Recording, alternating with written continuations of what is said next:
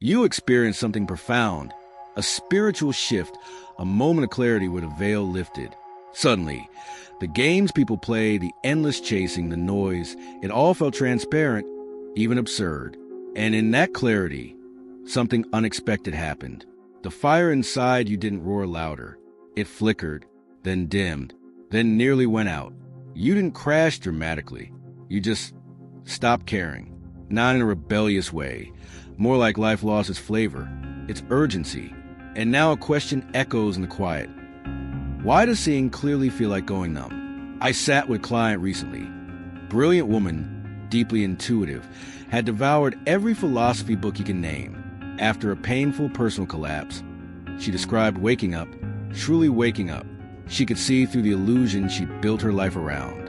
And 2 months later, she was lying on her couch at 3 p.m., curtains drawn, unable to explain to her family why she couldn't just get back to normal.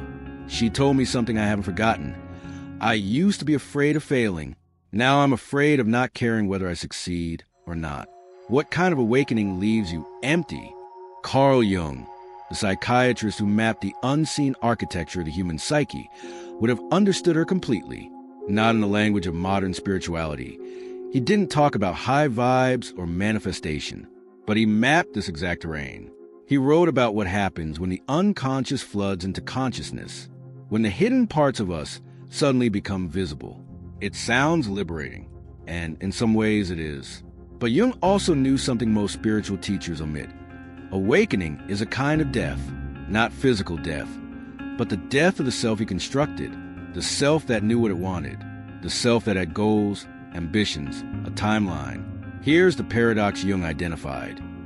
Your ego doesn't disappear during awakening. It gets disoriented. It loses its navigation system. All the things that once motivated you, status, achievement, belonging, proving yourself, they were tied to a version of you that no longer exists. But the new version hasn't fully arrived yet. So you're stuck in the gap. And the gap feels like nothingness. It feels like motivation died. But Jung would gently correct you. Motivation didn't die. The fuel that powered your old motivation is gone. And that's completely different. Awakening doesn't remove your drive. It removes the false reasons for it.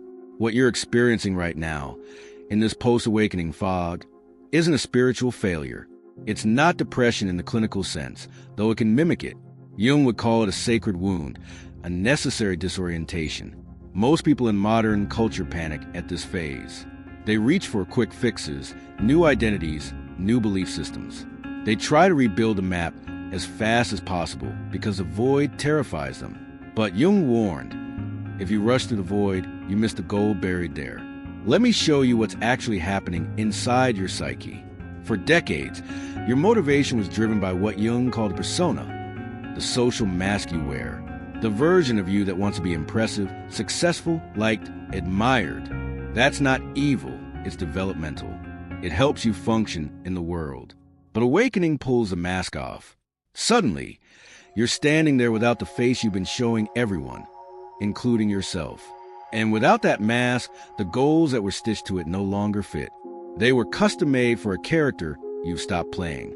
So now you're like an actor who walked off stage mid-performance and can't remember who they are without the script. This is why motivation evaporates. You didn't lose the capacity to move forward. You lost the reasons that made sense to your old self. Jung called this the beginning of individuation, the process of becoming genuinely whole, not the polished, performative self you curated, but the raw, contradictory, soul deep self that existed before society told you who to be. But individuation has an uncomfortable middle stage.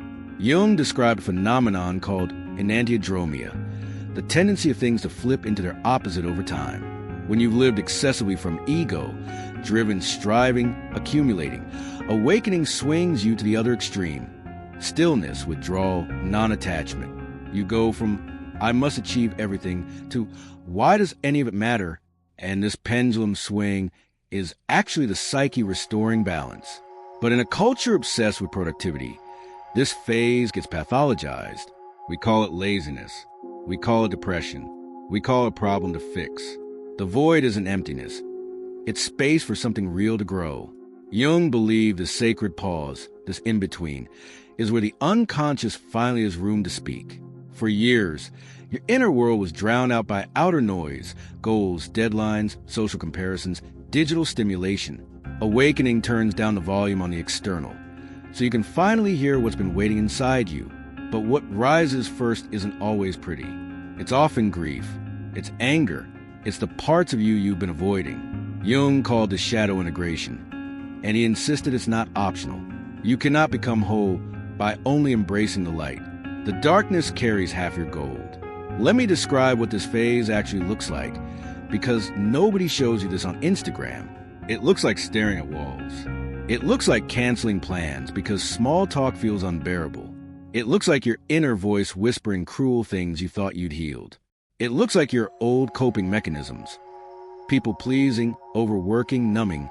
They stop working, and you're just there, raw, uncomfortable, without your usual anesthesia. This is a cocoon phase. And here's the truth about cocoons. Inside them, the caterpillar literally dissolves into organic mush before reorganizing as a butterfly. Not metaphorically, biologically. It becomes soup. And soup doesn't fly. Soup doesn't set goals. Soup just dissolves. You are currently soup. And the ego hates being soup. The ego wants answers, direction, certainty. But the self, the deeper center Jung believed we're all evolving toward, the self is whispering, stop performing, stop rushing. I'm rebuilding you from scratch. Now, here's where most spiritual content misleads you. It tells you to follow your joy or stay in high vibration. And while those have their place, Jung would roll his eyes. He knew that if you bypass the darkness, if you try to skip the grief, the rage, the disintegration, you also bypass the depth. You end up with shallow spirituality that works when life feels good, but shatters when life gets real. The self doesn't want you to be perpetually positive. It wants you to be whole. And wholeness includes everything you've been running from. This sacred emptiness you're feeling, this motivational flatline. It's not a malfunction. It's your psyche performing major surgery without anesthesia. It's pulling up buried material so you can finally see it, feel it, integrate it. And here's the plot twist. When you stop fighting the void, when you actually sit in it, breathe into it, get curious about it, something shifts. The emptiness stops feeling like a threat. It starts feeling like space. Space you didn't know you needed. Space where new impulses can arise that aren't borrowed from your parents, your culture, your peer group. These new impulses feel different. They don't scream. They whisper. They don't demand immediate action. They invite gentle exploration. Jung called this living the symbolic life, paying attention to dreams, synchronicities, gut feelings, recurring themes. Not as superstition, but as communication from the deeper self. The self that doesn't care about your resume. The self that cares about whether you're living your actual truth or someone else's. So, how do you actually navigate this phase without losing your mind? First, stop diagnosing yourself. You're not broken. You're not lazy. You're in metamorphosis. Second, protect your emptiness. Don't fill it with noise, consumption, or new identities. The void is trying to teach you something, but it can't if you keep running from it. Third, pay attention to what faintly interests you, even if it doesn't make sense. A book you randomly pick up, a walk without a destination, a creative impulse you'd normally dismiss as impractical. These are breadcrumbs from the self. Jung observed that people who successfully navigate this transition emerge with a completely different relationship to motivation. Not the anxious, clenched motivation of ego, but something older, something that moves not from lack, but from fullness. You don't create because you need validation. You create because expression is natural. You don't help others because you need to be needed. You help because connection is natural. You don't pursue goals because you're terrified of insignificance. You pursue them because certain things feel meaningful regardless of outcome. This is the motivation of the self. It's not hustle culture repackaged. It's not manifestation culture with better branding. It's soul-led movement. And it's sustainable because it's not fueled by fear. It's fueled by alignment. I want you to imagine a version of yourself that doesn't need to be motivated all the time. That doesn't panic when drive temporarily disappears.